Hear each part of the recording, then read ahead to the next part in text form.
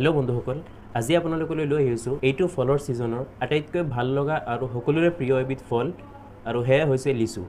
লিচু এবিধ Chinese originated ফল হয়, আৰু সেইকাৰণে ইয়াৰ চাইণ্টিফিক নাম হৈছে লিচি চাইনেঞ্চিছ।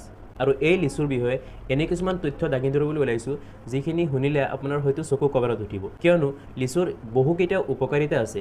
ইয়াৰ লগে লগে এনে কিছুমান অপকাৰিতাও আছে যিবিলাক হয়তো মানুহৰ মৃত্যুমুখলৈ ঠেলি দিব পাৰে।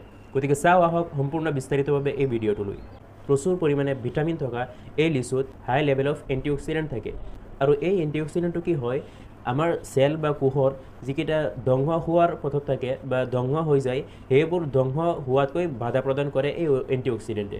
আৰু লগতে আৰু এটা বহুত ইম্পৰ্টেণ্ট কাম আছে, এই এণ্টিঅক্সিডেণ্টে ডাঙৰ ডাঙৰ বেমাৰ যেনেকুৱা হাৰ্টৰ বেমাৰ বা কেঞ্চাৰ বেমাৰ, সেইবিলাক বেমাৰৰ বিৰুদ্ধে এই এণ্টিঅক্সিডেণ্টটোৱে যুদ্ধ কৰে। গতিকে এই এণ্টিঅক্সিডেণ্টটো বহুত জৰুৰী হয় আমাৰ বডিৰ কাৰণে। এইবিধ লিচুতেই বহুত পৰিমাণে ভিটামিন চি থাকে, সেইকাৰণে ই আমাৰ শৰীৰৰ ইমিউন ছিষ্টেমটো বহুত ষ্ট্ৰং কৰি ৰাখে। অৰ্থাৎ আমাৰ বডিৰ প্ৰতিৰোধ ক্ষমতা যিটো আছে বেমাৰৰ বিৰুদ্ধে, সেই ক্ষমতাটো বহুত পৰিমাণে বঢ়াই দিয়ে।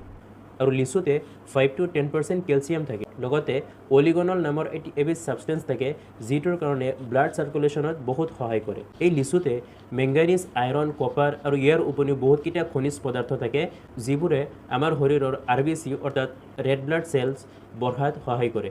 আৰু এইবিধ লিচুতে বহু পৰিমাণে পানী আৰু ফাইবাৰ থকাৰ বাবে বহুতে ডায়েট মেইনটেইন কৰোঁতে ইয়াক ব্যৱহাৰ কৰে। আৰু এইবিধ লিচুতে বহু পৰিমাণে ভিটামিন থকাৰ বাবে ই আমাৰ স্কিন, হেয়াৰ্ছ আৰু নেইলছ ইত্যাদি শক্তিশালী কৰি তোলাত সহায় কৰে। যিদৰে লিচুৰ বহুকেইটা উপকাৰিতা আছে, ঠিক তেনেদৰে লিচুৰ এবিধ বহুত ডাঙৰ ভয়ানক অপকাৰিতাও আছে। আজিৰ পৰা প্ৰায় 20 বছৰ আগত ইণ্ডিয়াত শ শ শিশুৰ মৃত্যু হৈছিলে একমাত্ৰ লিচু খোৱাৰ পিছত।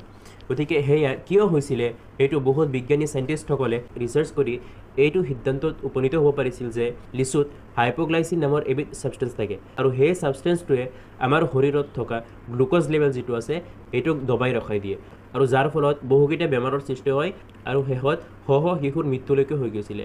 আৰু চাইণ্টিষ্টসকলে যেতিয়া ৰিচাৰ্চ কৰি এই হাইপ'গ্লাইচিন নামৰ ছাবষ্টেঞ্চক পোৱাৰ পিছত তাৰপিছত মেইন প্ৰধান যিটো কাৰণ আছিলে সেইটো পাইছিলে যে এই লিচুবিলাক খালী পেটত খোৱাৰ বাবেহে তেনেকুৱা হৈছিলে। গতিকে খালী পেটত আমি লিচু কেতিয়াও খাব নালাগে।